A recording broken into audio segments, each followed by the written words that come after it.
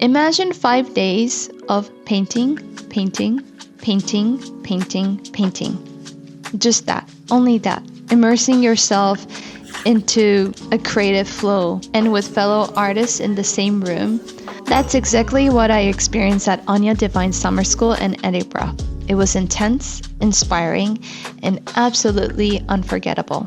So if you don't know Aine, she is an amazing artist. I got to know this artist from Sky Portrait Artist of the Year, and she was one of the competitors for the final with Christian Hook. And when I saw her watercolor painting, I was absolutely stunned by it because I never imagined that watercolor could be used in the way that she used them. It was so fluid yet bold. This summer workshop that she holds is in the charming Willow Room of Cockenzie House, and I knew I had to go to this.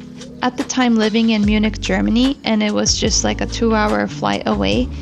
And on top of that, my in-laws live in Edinburgh, which meant that I could stay with them and travel on a bus trip that was about 50 minutes to the Cockenzie House. From the moment I stepped in to that Willow Room where Aine was gathering her paintbrushes and putting together the paint tubes and making sure everybody's easels were in place, I felt something very special was going to happen. And this inspiration was not just from Aine Divine herself, but eventually was from other students who came with their unique styles and creative energy. Today I'll walk you through my journey, share what I learned, and reflect on how this experience has changed my approach to watercolor. How each day looked like. So we would go inside the Willow Room. We will set up our things like paintbrushes and paint tubes and palettes and so forth. And what was special about the time I was there was Aine's sister Eileen would take us out to the outside right by because they had a beautiful garden outside. The sun was hitting. It was just, you can hear some seagulls flying by. It was just very beautiful.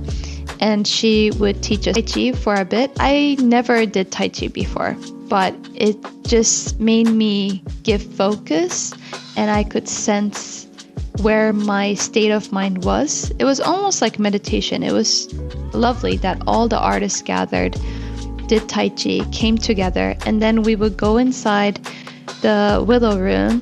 And Aine will start off the day with her live demonstrations. She would paint with the live model that was in the front of the room. And these models will change every day.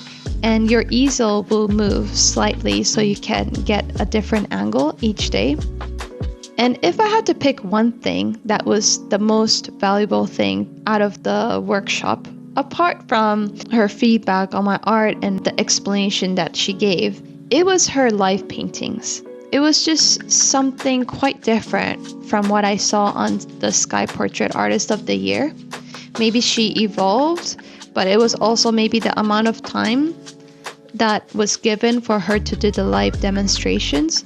And she would move her hands like sideways, vertical. Maybe what she was doing, by moving her hands, she was looking at the shapes and the strokes that she would apply, whether they were the right place to go. It was like the flow of the brushstroke where she was going to place it. She was just analyzing it with her hands.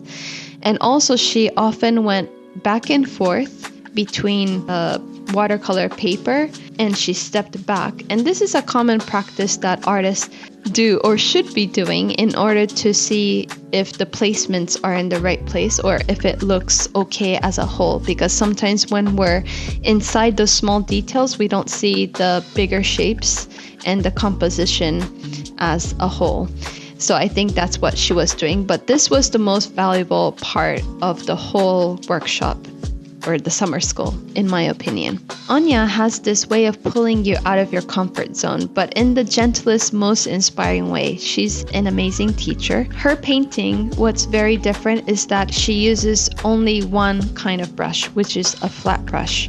I did buy these cheap acrylic flat brushes that she recommended, but I only had a 1-inch size brush. And she came around and she told me if she'd like to use a 1.5 inch brush that she had. And Rosemary & Co. has these lovely flat brushes under her name saying she uses them, and she really does. And yeah, I even got to use Anya's flat brush for a couple of days until I got mine and I ordered mine. It's just an amazing brush. It's very stiff and I love it. And Anya's approach is completely different from mine. She skips pencil outlines and jumps straight into decisive brushstrokes, which terrified me at first. I did practice before the summer school, to be honest, because I like to make sure that I'm ready for such a workshop because it's special, right? So I'm so used to having those guidelines because I always sketch out like my paintings first with graphite, but with Anya, every stroke had to be intentional. There was no going back. By the second day, I was still struggling, especially with the flat brush technique. Her movements are so fluid, almost like she's dancing between the model, the paper, and her palette. Watching her paint was mesmerizing, but trying to embody that flow myself, that's where the struggle really kicked in. It reminded me of the same challenge I felt during Kellogg's Lips workshop. I've also created a video of this, so please check that out. Learning someone else's style means letting go of your own for a moment. It's okay, it's just for a moment, but it's hard. I reminded myself this discomfort is part of the workshop process. I told myself it's okay to go through the ugly phase. It's how you grow. And so I kept pushing through every day. Day 5 was when everything clicked. And it did for me with Kellogg's Lips day 3, which was the final day as well. I decided to be mindful with each brushstroke. No blending, no overworking, just putting the paint down and letting it be, like letting it dry. I imagine being in Anya's mindset, channeling her confidence and flow, I hope, and suddenly things felt different. The painting I created that day felt like a collaboration between her lessons and my instincts, like my own way of doing things. And I'm quite proud of it. Looking back, this workshop wasn't just about learning techniques. It was about rediscovering my love for the process itself. So I've listed the few things that I want to carry forward from this experience joining in the summer workshop for 5 days, and I have them in my blog if you'd like to see the details. I want to shout out my gratitude to everyone who made me joining this summer school possible. To Anya for being the incredible artist and teacher she is. To her sister Eileen for enriching our mornings with Tai Chi and tarot readings during lunchtime. To my supportive in-laws in Edinburgh, Scotland, who made sure I was well fed during those 5 days. And to my partner for being like, okay, let's do it. Let's go for it. And looking after our little one so I could take this time to join the workshop.